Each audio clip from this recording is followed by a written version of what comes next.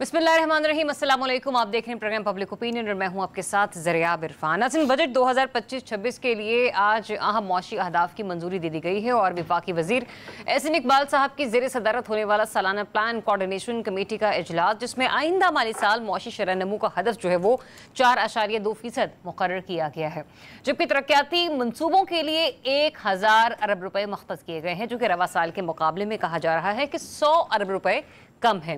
लेकिन फिर भी हुकूमत तरक्याती मंसूबों के लिए 270 अरब रुपए का कर्ज बैरून मुल्क से लेगी। आज के प्रोग्राम में ये जानने की कोशिश करेंगे कि आखिर वफाकी हुकूमत को तरक्याती बजट में कटौती करने की ज़रूरत क्यों आन पहुंची और क्या डेवलपमेंट बजट के लिए 270 अरब रुपए का कर्ज लेने का फैसला ये दुरुस्त है भी या नहीं। सवाल ये भी उठाएंगे कि रवा साल ग्रोथ रेट का टारगेट 3.6% रखा गया था, जबकि हमने अचीव सिर्फ 2.68% किया, तो फिर आइंदा साल 4.2% यानी कि 4.2% का टारगेट कैसे पूरा होगा। इसके अलावा मुज़ाकरात कुछ लोग कुछ दो और एहतजाज में फंसी तहरीक इंसाफ ने एक मरतबा फिर मुज़ाहमत करने का फैसला कर लिया है। बानी PTI इमरान खान ने हुकूमत के खिलाफ तहरीक चलाने का ऐलान किया है और कहा यह है कि इस बार एहतजाज का मरकज सिर्फ इस्लामाबाद नहीं होगा बल्कि पूरे मुल्क में एहतजाज किया जाएगा। साथ ही साथ बानी PTI के एक्स अकाउंट से भी सख्त बयानात आने का सिलसिला शुरू हो चुका है। क्या मज़ाहमत से इमरान खान स्टैब्लिशमेंट और हुकूमत पर दबाव बढ़ाने में कामयाब हो जाएंगे या फिर उनकी मुश्किलात में मज़ीद इजाफा होगा, और क्या अंदरूनी इख्तलाफात का शिकार PTI कामयाब हुकूमत मुखालिफ तहरीक चलाने की पोजीशन में है। प्रोग्राम में इस पर भी गुफ्तगू होगी। प्रोग्राम में मुझे ज्वाइन कर रहे हैं सहाफ़ी तज्ज़िया करिश्मा रज़ी साहब, मोहम्मद निशात अली साहब, अनवर रज़ा साहब और माहिर मुआशियात डॉक्टर कैस असलम साहब भी प्रोग्राम में हमारे साथ शामिल गुफ्तगू होंगे। आप सबकी इजाज़त से ज़रा हमारे सीनियर हैं और डॉक्टर साहब की राय बड़ी इंपॉर्टेंट है आज के एतबार से, तो ज़रा उन्हीं से स्टार्ट करूंगी। डॉक्टर साहब, एक तो ये कि आपने पहले जो हुकूमती दावे हैं इसकी हकीकत हमें बयान करनी है कि जो हुकूमत दावे कर रही है कि मईशत दुरुस्त सिमत में चल रही है, आगे आने वाले सालों में भी अफाके होंगे और इस वक्त भी जो इसकी सिमत दुरुस्त होने का दावा है इसमें हकीकत कितनी है।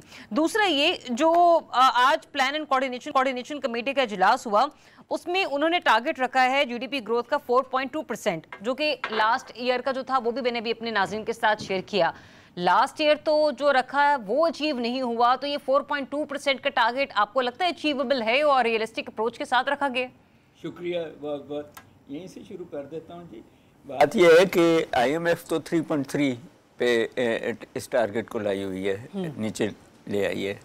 दूसरा ये है कि जो 1.75 शायद था पूरा हुआ 2.2 तक नहीं गया था। 2.68% कंप्लीट किया, ये गवर्नमेंट दावा कर रही है, बट IMF नहीं मानती रही। अच्छा। वर्ल्ड बैंक भी मान रहा है, मगर 2.2 तक चले, मैं ये भी मान लेता हूँ कि है, बट उसको उससे 4 पॉइंट समथिंग के जाने के लिए कुछ बहुत इम्पोर्टेंट लवाजमात हैं। पहली बात तो ये है कि आपकी इंडस्ट्री ग्रो कर रही हो। इंडस्ट्री हुकूमत के अपने अदाद शुमार के तहत 1.4 या 1.5 पे माइनस है। सही। Large scale industry. दूसरा स्मॉल स्केल इंडस्ट्री तो तकरीबन चल ही नहीं रही। आपका जो है एग्रीकल्चर, उसने ग्रोथ दी थी 1.7 शायद पिछले साल, मगर इस दफ़ा बारिशें नहीं हुई। कुछ जो हिंदुस्तान पानी रोकने की कोशिश कर रहा है, क्लाइमेट चेंज है, उसके तहत आई होप कि अभी फ्लड ना आए।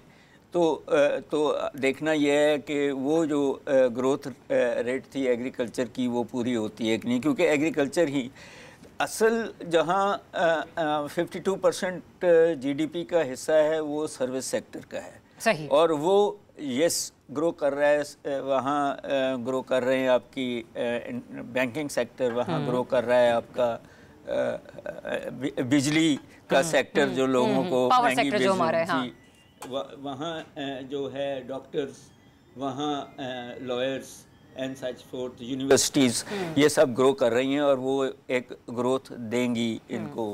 बट उसके लिए आपको एक अच्छी स्किल्ड पढ़ी लिखी वर्कफोर्स चाहिए, जबकि मुल्क में कई लाख बच्चे स्कूल नहीं जाते, जो स्कूल जा रहे हैं उनकी 21वीं सदी की स्किल्स नहीं है, और 2 मिलियन के करीब पिछले 1 आध साल में लोग मुल्क को छोड़ गए जो स्किल्ड हैं। मुझे ये समझ आने की ज़रूरत है कि ये जो 4.4% ग्रोथ है ये कहाँ से आएगी। गवर्नमेंट सेक्टर को IMF कह रही है कि आपने श्रिंक करना है, PIA को बेचना है, और अभी भी government exactly this is my question doctor साहब कि हम यहाँ पर नई इंडस्ट्रीज लगा नहीं सकते, पुरानी को हम अपने कचरे को बेच नहीं पा रहे हैं, और उसके बाद हम टारगेट्स ऐसे सेट कर रहे हैं कि खुदा की पनाह समझ नहीं आता कि हुकूमत मतलब यानी कि किस तरीके से अवाम के जज्बात के साथ और उसके अजहान के साथ खेल रही है। देखें, एक बात तो हमें समझ आ जानी चाहिए कि ये दो इकोनॉमीज़ हैं, और जो भी हुकूमत बात कर रही है वो डॉक्यूमेंटेड इकोनॉमी की बात कर रही है, और जो बहुत छोटी भी है, जो टैक्स भी देती है, जिसमें ये सारे मैंने सेक्टर्स बात की है। हाँ। फार्मास्यूटिकल होगा, कारों का मुझे नहीं पता कि वो ऊपर जाएगी या नीचे जाएगी, क्योंकि लोगों के पास अब पैसा नहीं है उस तरीके से कारें खरीदने का। मगर एक इकोनॉमी उस पर भी कह रहे हैं सर, जो आपने कार्ड्स की बात की ना 12.8% उसके ऊपर GST करने जा रही है, और वो भी जो 660 सीसी से ऊपर की गाड़ियां हैं, और जो 660 सीसी है वो भी। एक तरफ आप उन पे टैक्स लगा रहे हैं, दूसरी तरफ आप कहते हैं कि वो ग्रो भी करेगी। अगर FBR ने 100 गाड़ियां खरीद ली हैं, 1000 गाड़ियां खरीद ली हैं, तो शायद वहां से ग्रो कर जाए, मगर वो भी फौरन अगर उन गाड़ियों ने बड़ी माजत के साथ बच्चे देना शुरू कर दिए तो शायद ये सेक्टर भी जो है ना वो फल फूल जाएगा। एकेडमिक थोड़ी सी जी कि देखिए, अब जो सॉफ्टवेयर है, हमारा सॉफ्टवेयर है, तो 4-4.5 अरब डॉलर इस साल उसने भी अचीव कर लेना है। इसको अभी तक हमने सर्विस सेक्टर के अंदर रखा हुआ है, हालांकि ये इंडस्ट्री है अगर देखा जाए। हमारे बच्चे काम करते हैं घरों से, वर्क फ्रॉम होम करते हैं, हम भी करते हैं जी, अपना व्लॉग श्लॉग करते हैं, तो वो सॉफ्टवेयर ही आ गया ना, लेकिन उसको हमने उधर रखा हुआ है। अब अभी तक हमने इंडस्ट्री को, आप समझते नहीं कि रीडिफाइन करने की ज़रूरत आ गई है? जी, बहुत सारी चीज़ें रीडिफाइन, मैं एग्री करता हूँ। एक तो ये IT सेक्टर को रीडिफाइन करने की ज़रूरत है, उस पर से एक्सपोर्ट टैक्सेस उड़ाने की है, अगर आपने उसको एक्सपेंड करना है। वो तो टैक्स लगाने जा रहे हैं आपके इंटरनेट के जो प्रोवाइडर्स हैं उनको इंटरनेशनल लेवल पे 4G से उठा के कहीं 5G लाने की ज़रूरत है, आपकी नई टेक्नोलॉजीज़ लाने की ज़रूरत है। इसके साथ साथ एग्रीकल्चर को भी इंडस्ट्री बनाएंगे तो वो फिर उस लेवल पे कॉर्पोरेट सेक्टर बनेगा। अगर आपने अभी भी 40% 45% जो हैं वो स्मॉल फार्मर्स पे चलानी है एग्रीकल्चर, तो उस लेवल पे वो भी नहीं चलेगा। आई एग्री विद यू, हम रिफॉर्म्स की बात तो बड़ी देर से कर रहे हैं, मगर रीडिफाइन करना भी बहुत ज़रूरी है, और स्मॉल बिजनेसेस को रीडिफाइन करना, लिंकेज देनी बहुत ज़रूरी है अगर हम उस ग्रोथ लेना चाह रहे हैं। अच्छा रिजवान रज़ी साहब, यहाँ पे मेरे लिए ना थोड़ी सी परेशान कुन और हैरान कुन बात यह है कि एक तरफ तो एहसन इकबाल साहब ने ये कहा कि निस्फ से ज़ायद जो बजट है वो कर्ज की अदायगी में जाएगा, यानी कि 118 से ज़ायद मंसूबे जो हैं वो इस वक्त बंद कर दिए गए हैं। दूसरी ही वो जुमले में ये भी कह देते कि आइंदा माली साल में महंगाई का हदफ 7.5% मुकर्रर करने की भी तजवीज़ है। ये टारगेट, ये जब ये दोनों लाइंस आपस में इतनी मिसमैच हैं तो ये मंसूबा किस तरीके से अमल दरामद होगा? नहीं, मिसमैच नहीं है। कैसे?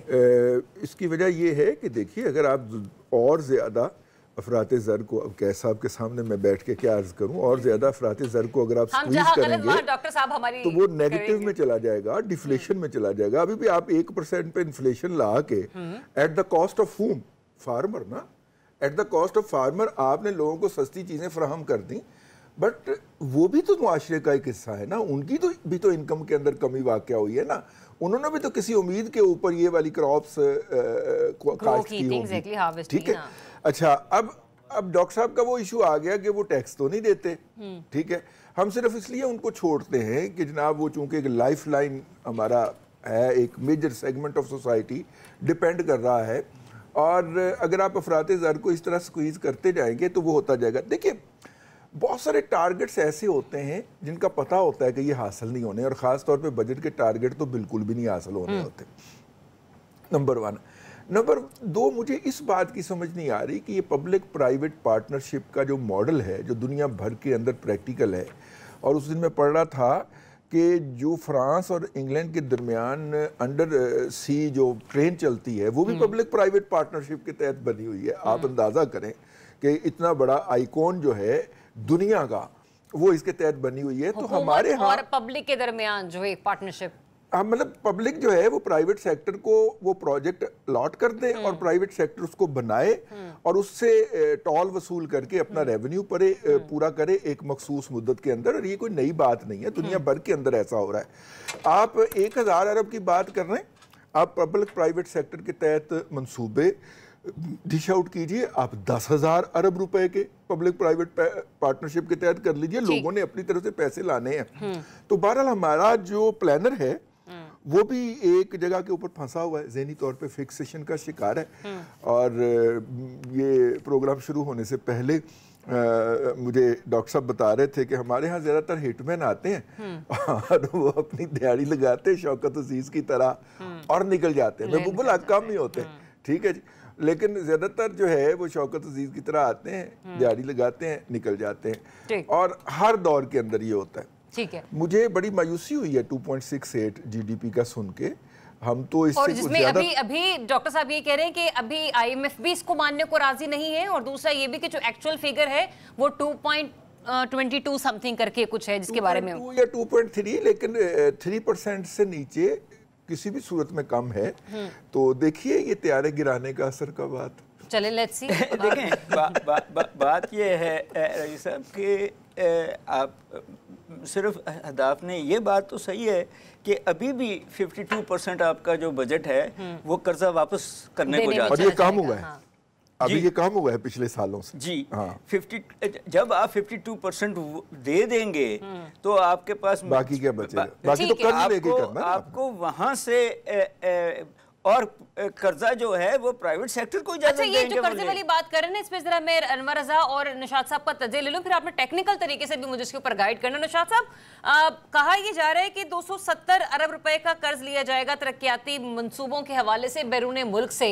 ये आपको हुकूमत का इक़दाम दुरुस्त नजर आ रहा है कि मतलब तरक्याती मंसूबे तो चले चलाने सो हैं, लेकिन अगर चलाने भी है तो वो भी कर्जे लेके आपने चलाने, पहले वाला कर्जा नहीं पूरा हम कर पा रहे, उधार नहीं वापस कर पा रहे, ये 270 अरब रुपए के नए कर्ज लेने की तैयारी में हम। बिस्मिल्लाहिर्रहमानिर्रहीम। देखिए, कर्ज के बारे में तो हर कोई जानता है कि कर्ज जो है वो किसी तौर भी बेहतर नहीं होता। लेकिन अगर आप जब आप डेवलपमेंट की बात करते हैं ना, और अगर आपकी जरूरत के हिसाब से वाकयातन जिसको जस्टिफाई किया जा सके, उसके लिए अगर आप कर्ज लेकर उस प्रोजेक्ट को या किसी भी एक मंसूबे को मुकम्मल करते हैं तो सारी दुनिया में ये यकीनन ऐसा होता है। प्रॉब्लम कहाँ है? प्रॉब्लम कर्ज लेने में नहीं है, प्रॉब्लम कर्ज लेके लगाने में नहीं है। प्रॉब्लम ये है कि अगर कर्ज लेके आपने जो प्रोजेक्ट शो किया है उस पे पैसे ना लगे और वो प्रॉपर तरीके से एग्जीक्यूट ना हुआ तो वही कर्ज जो है वो बाले जान बन जाता है।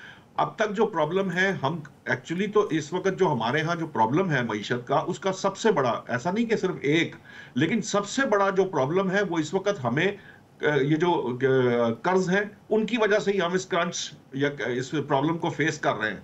एक्चुअली हम उसी विशियस साइकिल में फंसे हुए हैं।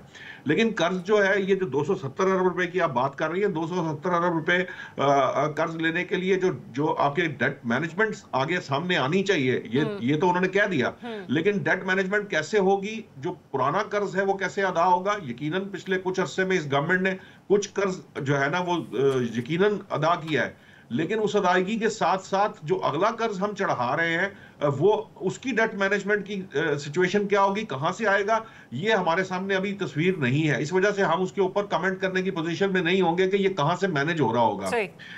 थोड़ा सा मैं जरूर उस पर बात करना चाहूंगा। ये जो देखें, जिन हालात से हमारी मईशत यहां तक आई है, उसके अंदर अगर आप उसका गौर करें तो मैं समझता हूं कि 2.2% या 3% से कम रहना यकीनन प्रॉब्लमैटिक है, ज्यादा होना चाहिए। लेकिन उसके लिए आपको कुछ ऐसी पॉलिसीज दरकार होंगी कि जिनकी सूरत में आप जो है ना अपने ग्रोथ रेट को बढ़ा सकेंगे, जो फिलहाल आईएमएफ के प्रोग्राम में शायद मुझे नहीं लगता कि आपके पास ना वो फिस्कल स्पेस है और ना ही वो पॉलिसी जिसे कहते हैं इंडिपेंडेंस है, जिसके जरिए आप अपनी ग्रोथ को अच्छे तरीके से बढ़ा सकते हैं। रजी साहब की ये बात दुरुस्त है कि ये जो बजट में टारगेट्स होते हैं ये सिर्फ एक एस्टिमेशन है। उनको भी पता होता है कि इसका मकसद सिर्फ वो एक कोई टारगेट सेट करना है। वो अचीव होता है या नहीं होता। अच्छा, इन टारगेट्स को अचीवेबल बनाने के लिए भी हुकूमत की पूरी कोशिश ये है कि इकोनॉमी जो है वो डॉक्यूमेंटेड हो जाए, जीरो लेवल से लेकर मैक्रो से लेकर माइक्रो लेवल तक।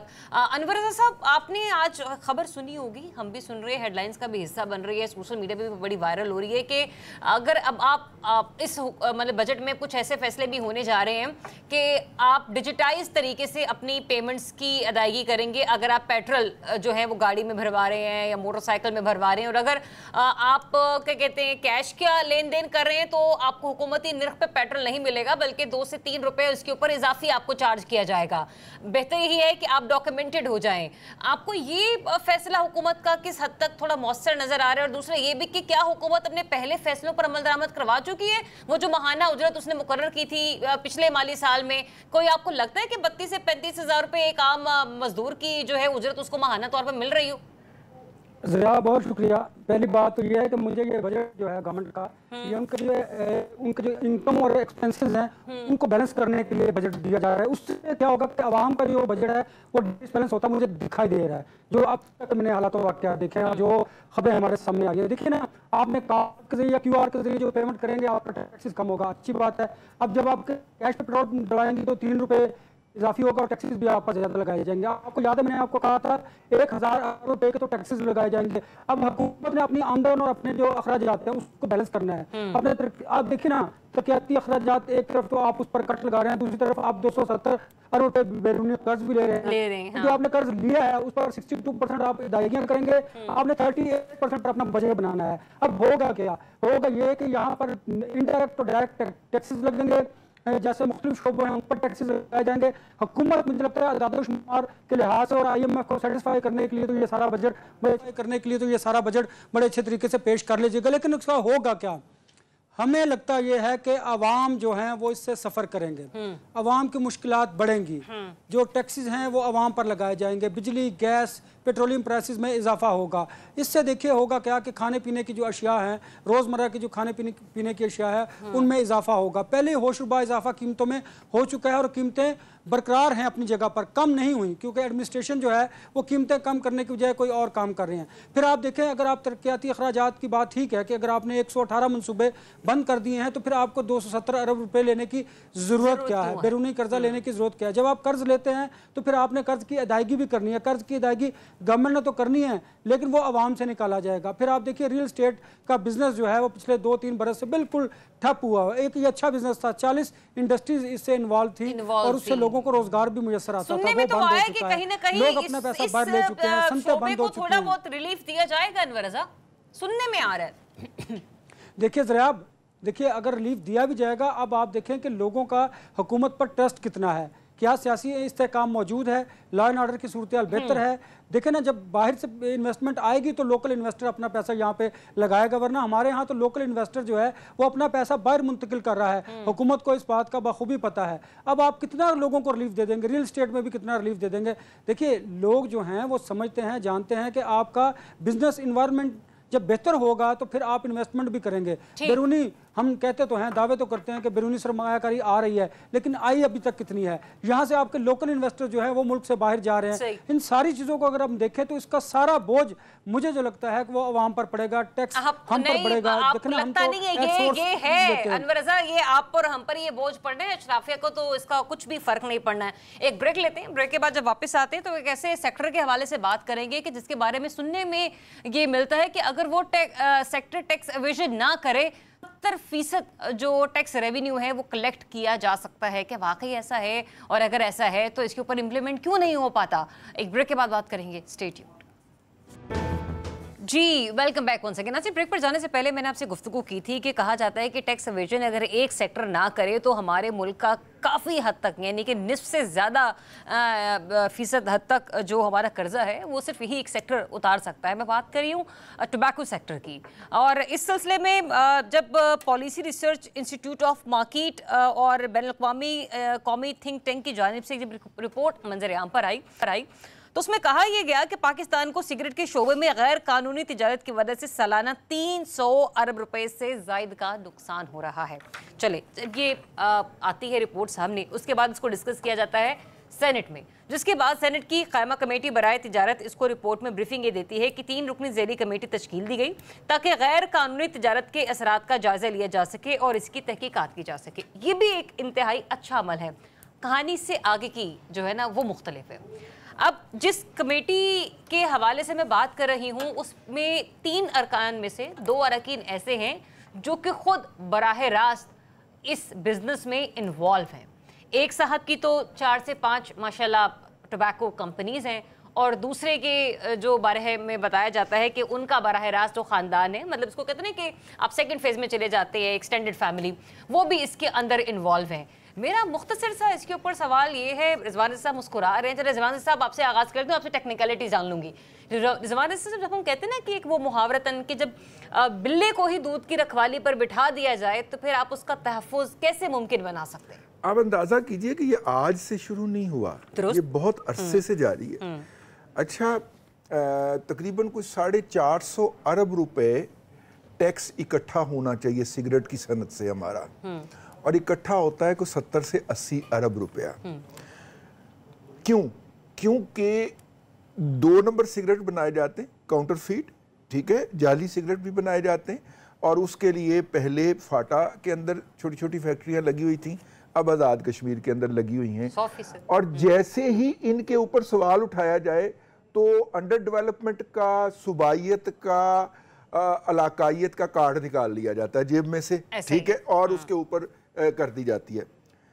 मैं हर साल बजट के मौके के ऊपर इस टैक्स चोरी की तरफ तवज्जो दिलाने की कोशिश करता हूँ और पूरा साल उस माफिया की तरफ से भुगतता हूँ एज ए जर्नलिस्ट। मेरी किरदार कुशी की जाती है।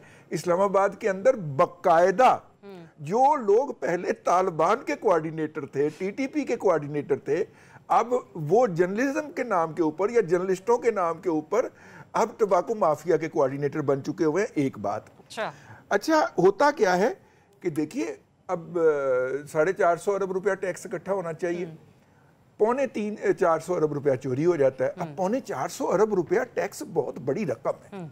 ये जब डिवाइड होती है तो इंटरेस्ट बहुत बढ़ जाता है। यहाँ पे आप देखिए कि हर पार्टी के अंदर सेनेटरशिप खरीदेंगे ये लोग, उस पार्टी को अरबों रुपए की फाइनेंसिंग करेंगे, सेनेटरशिप खरीदेंगे, एमएनए-शिप खरीदेंगे, और इररिस्पेक्टिव ऑफ द पार्टी कि वो किस पार्टी के अंदर है, मतलब वो पीएमएल-एन के अंदर भी हैं, पीटीआई के अंदर भी हैं, और पीटीआई में तो अब माशाल्लाह कट बहुत ज्यादा हो गए, ठीक है। पिछले और जमीयत उलमा इस्लाम में भी हैं भाई, और once upon a time peoples party में बड़ी तादाद में होते थे, और वो एक बाकायदा लॉबी, एक ग्रुप बन गया केपी के अंदर। उन्हीं की फैक्ट्रियां आज़ाद कश्मीर में हैं, उन्हीं की फैक्ट्रियां कराची में हैं, और वो हर जगह के ऊपर। एक तो ये होता है, दूसरा अफगान ट्रांजिट ट्रेड के तहत बाहर से गैर मुल्की साख्ता सिगरेट जो हैं वो स्मगल करवाए जाते हैं। इससे एक और मार्केट जन्म लेती है। तो टैक्स चोरी की मतलब 450-500 अरब रुपए से कम नहीं है। लेकिन अब ये जब लोग पार्लियामेंट में बैठे हुए हैं, आप अंदाजा कीजिए कि छापा पड़ा हुआ है कराची में एक फैक्ट्री के ऊपर, मेरे बरखुरदार हैं जिन्होंने छापा मारा। अच्छा। और सारा कंट्रोल कर लिया। भाई हुकूमत को उसकी एक इत्तेहादी पार्टी के चेयरमैन साहब ने प्राइम मिनिस्टर को बकायदा फोन किया कि ये बंदे यहाँ से निकालो इस फैक्ट्री में से। ठीक, चले, ये तो आपने वो उनके डोमेन के हवाले से बात की ना, आपसे जरा मैं टेक्निकलिटी जान लेती हूँ। डॉक्टर साहब, इलाज क्या है? क्योंकि एक तो जो निकाला वो तो मैंने आपको बता दिया, ये तो वो वाला हिसाब है कि सांप से आपने जहर ही निकाल के बाहर रख दिया ना सारा। लेकिन किस तरीके से इसको आपको लगता है कि अगर हुकूमत ये वाली मौशी पॉलिसी है, ये वाली गाइडलाइंस ले ले तो भी काबू पाया जा सकता है? देखिए, बात ये है कि हमारी हर जो ज़्यादा पैसे वाला कारोबार है उसमें कहीं ना कहीं माफिया भी हैं, उसमें कहीं ना कहीं पार्लियामेंटेरियंस भी हैं, उसमें कहीं ना कहीं लॉ इन्फोर्सर्स भी हैं, एंड सच फोर्थ।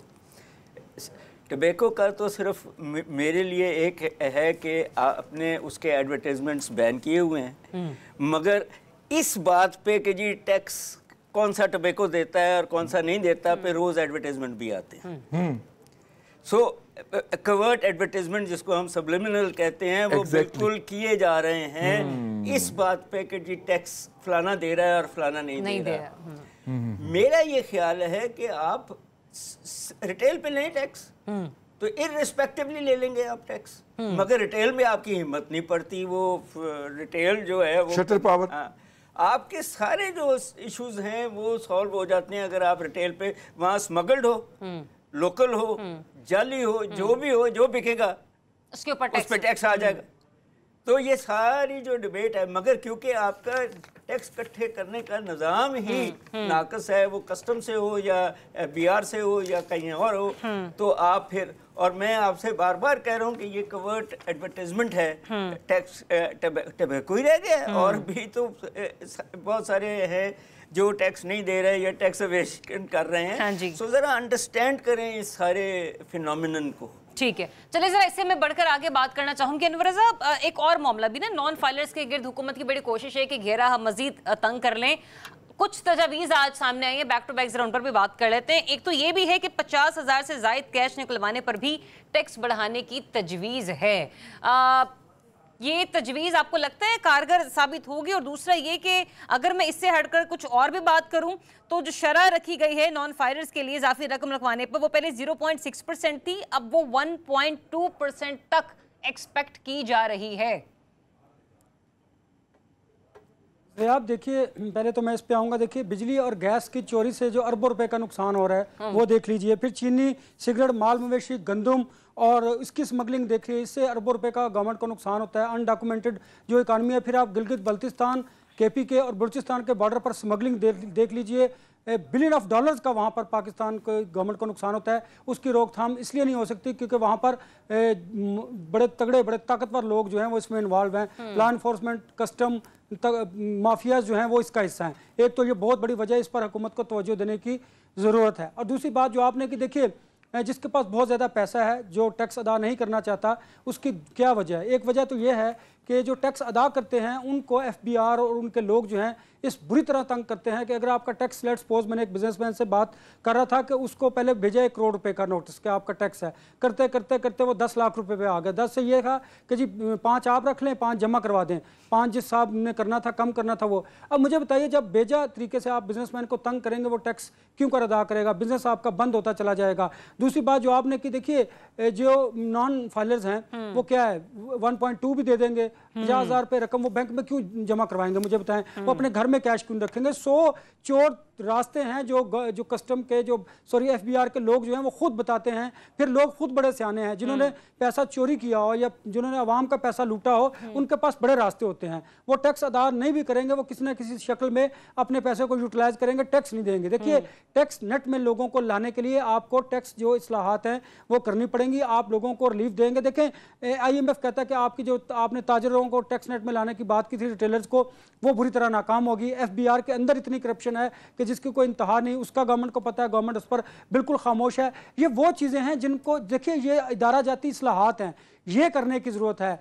आपको जज़ा और सज़ा का कॉन्सेप्ट एक्सेप्ट करना होगा। ये नहीं होगा जिस तरह आपने कहा कि देखिए अगर कोई टैक्स पकड़ता है, पाकिस्तान के लिए काम करता है, तो प्राइम मिनिस्टर ऑफिस या किसी ताकतवर शख्स के फ़ोन कॉल आती है, उसे ट्रांसफ़र कर दिया जाता है।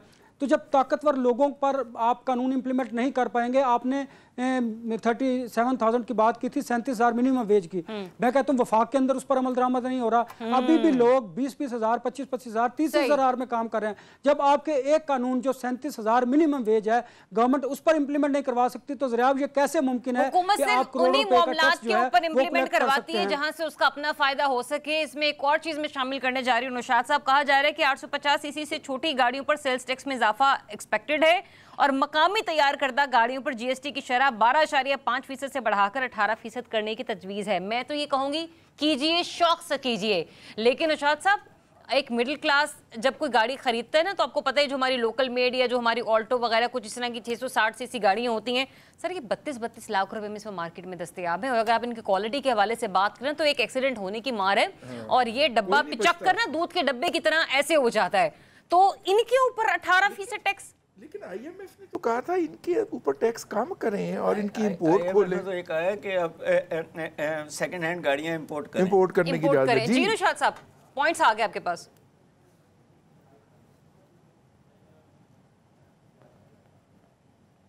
निशात साहब आई गेस आप म्यूट हैं, देखिएगा, चेक कीजिएगा जरा स्काइप अपना। देखिए आवाज आ रही है? जी अब ठीक है, अब ठीक है जी। देखिए मेरे हिसाब से तो इसकी कोई जस्टिफिकेशन है ही नहीं, कुछ सेंस ही नहीं बनती, क्योंकि आप अभी डॉक्टर साहब ने इशारा किया कि जी IMF तो कह रहा है कि इसको कम किया जाए इन अ वे कि भाई वो आम जो सारिफ है उसको फैसिलिटेट किया जाए बाय इंपोर्टिंग जो बाकी जो पुरानी कार हैं। उसका मकसद ये है कि आपके लिए जो एक आम सारिफ है उसके लिए गाड़ी इतनी महंगी हो गई है कि वो गाड़ी खरीद ही नहीं सकता, और अगर आप लोकल मेड के ऊपर भी 18% कर देंगे तो आप तो बेसिकली अपनी इंडस्ट्री को मजीद जो है ना वो खत्म करने के दरपे हैं। जो बात आप इससे पहले कर रही थी, प्रॉब्लम देखिए ना, हमारी मईशत के अंदर 1000 प्रॉब्लम्स है। सबसे बड़ा प्रॉब्लम जो है ये तो सिगरेट का तो एक चले 450 अरब 350 अरब 250 अरब जो भी बहस कर ले अपनी जगह है। आपकी वो कौन सी इंडस्ट्री, वो कौन सा सेक्टर है जहां पे टैक्स चोरी नहीं हो रहा? वो कौन सा शख्स है या वो कौन सा शोबा है जिसके अंदर टैक्स चोरी नहीं किया जाता? और सियासतदान जो है वो सियासतदान बनते क्यों है? हर घर के अंदर, हर बड़ी फैमिली के अंदर एक बंदे को सियासत पे लगाया इसलिए जाता है, एक भाई जो है वो सियासत करता है इसलिए कि वो माफियाज और अपने टैक्स एवेजन और अपने जो ये मामलात हैं, ये जो ब्लैक मनी है उसको कंट्रोल कर सके। ये टोबैको की बात कर रहे हैं, टोबैको के अलावा भी आपको हर सेक्टर में, यकीन करें आप कोई सेक्टर का नाम ले लें, यहाँ पर जो चेन्स बनी है, आप देखिए कि एक चेन बनी है, उसके एक साल के अंदर उसकी 3 से 4 उसने नई जो है वो रिटेल शॉप्स खोली हैं, और उन रिटेल शॉप्स का हालत ये है कि 25-26 करोड़ रुपया सिर्फ एक रिटेल आउटलेट बनाने का लगाया। एक साल के अंदर जो फर्ज करे 100-125 अरब रुपया सिर्फ उसकी फर्निशिंग पे लगा रहा है रिटेल शॉप की। आप उसका टैक्स उठा के देख लें वो कितना टैक्स दे रहा है। यकीनन उसने अगर वो फर्ज करें उसने कोई 800-800 अरब रुपए का काम किया तो वो 1-1.5 अरब रुपया फर्निशिंग पे लगाएगा ना, ऐसे तो नहीं लगाएगा। लेकिन वहां जब आप इनकम टैक्स में चेक करेंगे तो आप उनका टैक्स जो है वो निकाल के देख लीजिए। एक एक रिटेल का जो है वो कहीं पे 2 लाख रुपया होगा, कहीं 2.5 लाख रुपया होगा, और बिजनेस जो वो कर रहे हैं वो सारा सेल्स टैक्स एक्चुअली चोरी हो रहा है। वो सेल्स टैक्स चोरी से ये सारी स्टैब्लिश की जा रही है।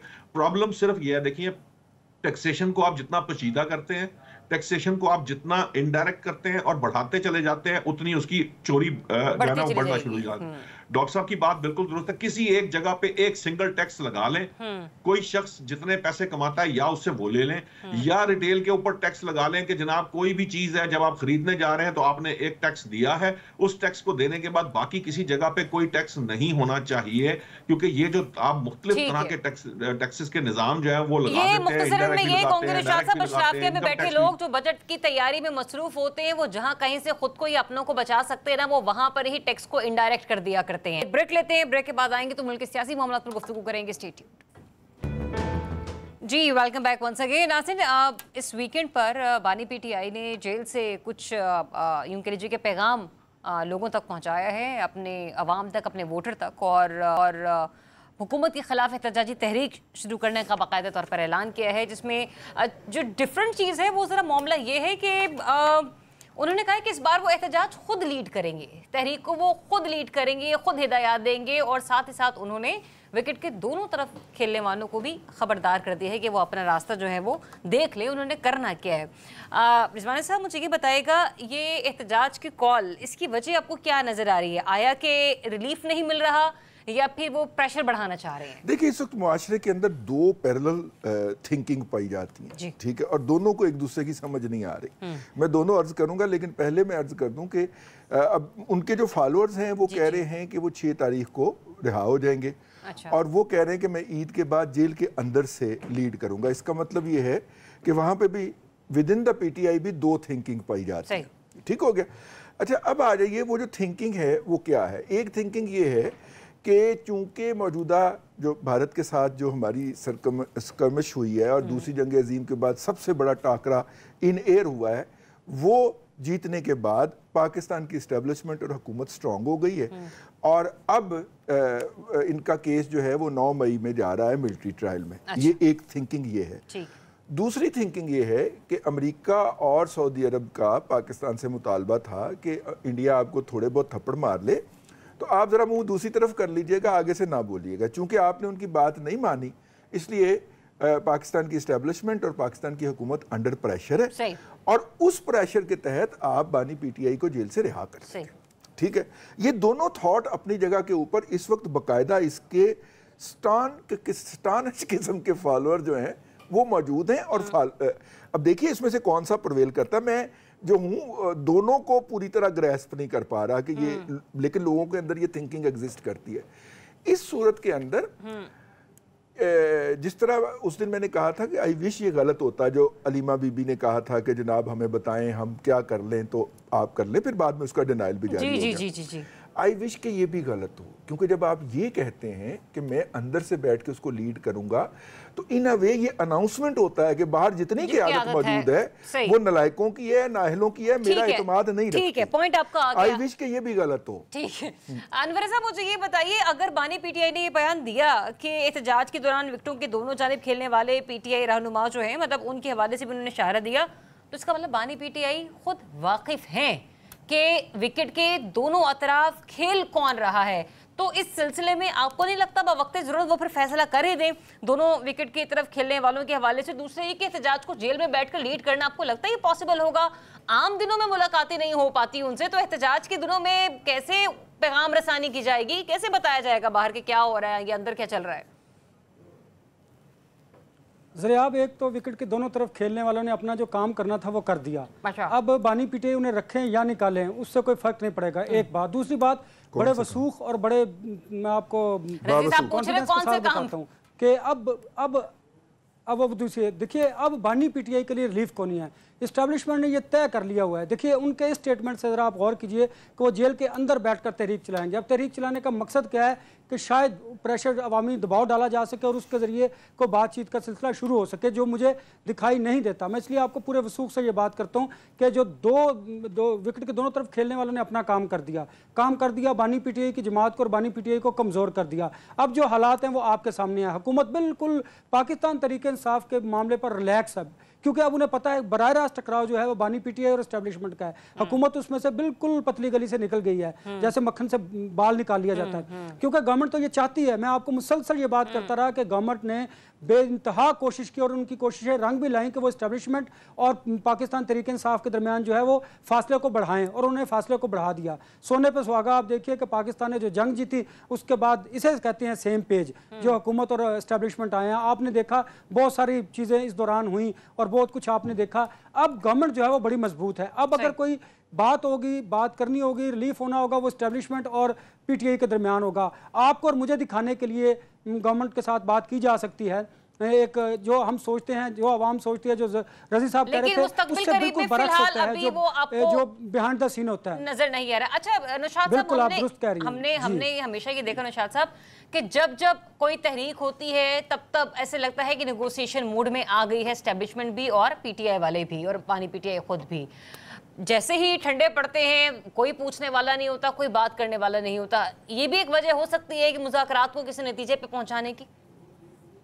देखिए, ये जो आप कह रही हैं ना, ये जरा एक डिफरेंट बात है। जो अनवर रजा कह रहे हैं मैं उससे टोटली डिसएग्री करता हूं। बेसिकली पीटीआई के होते किसी गवर्नमेंट को कोई काम करने की जरूरत नहीं है। पीटीआई खुद काफी है अपने मामलात को खराब करने के लिए। ये जो अभी रजी साहब ने आपको कहा कि वहां मुख्तलिफ स्कूल ऑफ थॉट है, ना सिर्फ मुख्तलिफ स्कूल ऑफ थॉट भी हैं, बल्कि वहां जो ग्रुपिंग है वो पीटीआई को इटसेल्फ जो है ना अंदर से इतना कमजोर कर देती है कि गवर्नमेंट को कुछ करने की जरूरत नहीं है। तीसरी बात यह है कि देखिए, ये बड़ी सिंपल सी बात है, हम पता नहीं क्यों इतनी बात को उलझा के रखते हैं। सिंपल सी बात यह है कि एस्टेब्लिशमेंट के खिलाफ काम किया 9 मई को इन्होंने पीटीआई ने एस्टेब्लिशमेंट से माफी मांगनी है। हुकूमत कोई भी होगी वो चाहेगी कि भाई इनका मामला ना बने, लेकिन इस मामले के अंदर तो उन्हें कुछ करने की जरूरत ही नहीं है। बानी तहरीके इंसाफ इटसेल्फ जो है ना वो ही हिमसेल्फ इज इनफ कि वो चीजों को कब खराब करते हैं, जब चाहते हैं खराब कर लेते हैं। जब मामलात सियासतदान जो हैं वो सियासत के जरिए नहीं जाएंगे, जब तक सियासत के अंदर सियासी मुज़ाकरात नहीं होंगे, कोई और दरवाजा खुल ही नहीं सकता। ये बात जो है ना पीटीआई को समझ ही नहीं आती है कि उन्होंने पहले अपनी पॉलिटिकल साइड को सिक्योर करना है, पहले पॉलिटिशियंस को अपनी साइड पे करना है। जब वो ये कर लेंगे तो कहते हैं कि 9 मई करके पीटीआई ने एस्टेब्लिशमेंट से लड़ाई मोल ली, तो फिर सियासतदान इस सिलसिले में क्या निकाल सकते हैं हल?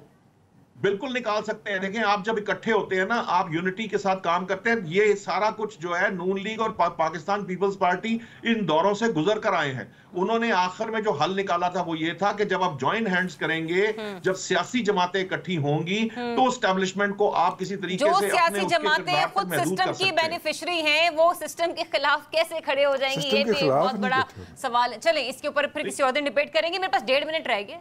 कैस साहब का वैसे तो इस मामले से कोई लेना देना है नहीं सियासी से है उस मुल्क में। अच्छा चले जी, मैंने कहा क्योंकि अक्सर बाहर मौशाद कहते हैं कि नहीं ये हमारा टॉपिक नहीं है। चले अच्छा मुझे खैर मैं इसी तरफ ले आती हूँ इस मामले को। डॉक्टर साहब मुझे ये बताइए, ये जो आने वाला बजट है क्या ये अवाम के अंदर इतनी हलचल पैदा कर सकता है कि जो प्रो पीटीआई है चले वो तो एहतजाज में शरीक होगा सो होगा, लेकिन हुकूमत के गलत फैसले टैक्स की सूरत में लिए गए हों या किसी भी और पॉलिसी की सूरत में लिए गए हों वो भी इनको हुकूमत के खिलाफ खड़े कर देगी? मेरा ये ख्याल है जी कि इस वक्त जो स्टेटस को है उसको बाहर की ताकतें और अंदर से भी इस्टेब्लिशमेंट या जो भी है उसको बिल्कुल हिलाने की ज़रूरत उनको पेश नहीं आ सकती। अच्छा। इसलिए ये ट्रेजेक्ट्री यही रहेगी एटलीस्ट एक और साल के लिए। IMF जो है वो जो रिफॉर्म्स चाहती है ये गवर्नमेंट वो करना चाह रही है, तो वो भी इसको, और चाइना भी दूसरी तरफ, सो दोनों जो गारंटियर होंगे एक दूसरे के। हाँ। सो मेरा ख्याल है कि ये स्टेटस को ही रहेगा कितना सक्सेस। और आपने जो सवाल पूछा कि लोग बाहर निकलेंगे, तो PTI वाले तो बिल्कुल निकलेंगे, but at the same time उन पे जो सख्तियाँ हुई हैं पिछले कुछ एक आध साल में, तो उसमें भी बहुत सारे लोग हैं जो शायद उस लेवल पे, इमरान खान साहब बाहर होते ना, इम्पैक्ट तो आएगा उसका। जी इमरान खान साहब बाहर होते तो शायद और लोग भी बाहर निकलते। अच्छा मुझे मुख्तसर से कमेंट दीजिए ना, एक आम आदमी की सोच में, ये तो हम उनको तज्जियाकार की तरह लेते हैं, मैं एक आपको कॉमन मैन की तरह लेना चाह रही हूँ। ये जो कहा जाता है कि अगर बानी PTI खुद बाहर आ जाए, बेशक खामोशी इख्तियार कर लें, आपको लगता है ये दुरुस्त होगा उनके लिए भी, पार्टी के लिए भी, रिवाइवल के लिए? देखें मेरा नहीं ख्याल कि इस वक्त तक उनकी तरफ से कोई ऐसा इकदाम हो जिससे एस्टेब्लिशमेंट और गवर्नमेंट उनको कहे आप बाहर आ जाएं। ठीक। Everybody is afraid of him. ठीक है, तो जब एक बंदे से अफ्रेड करे तो उसको अंदर ही रहने देने चाहिए। सही। अनवर साहब टाइम बुक गया, कल आऊंगी, कल ये जो आपने हाथ खड़ा किया ना इसका जरा आप सिर्फ 30 सेकंड, सिर्फ 30 सेकंड टाइम ही नहीं है ना, PTI को टाइम ही नहीं है। ओके मेरा कान खा लिया प्रोड्यूसर साहब ने, इजाजत दीजिए, अल्लाह हाफिज। कल इंशाल्लाह सब आप ही से आगाज करूंगी।